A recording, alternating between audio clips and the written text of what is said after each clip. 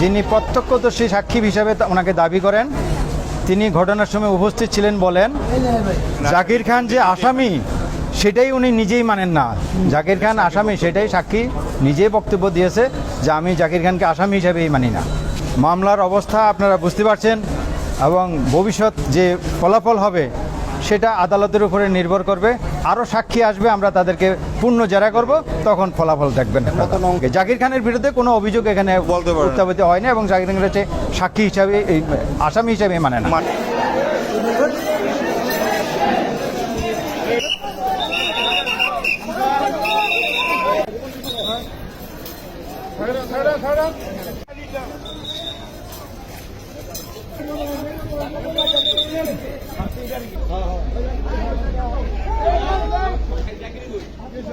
সবাই আছে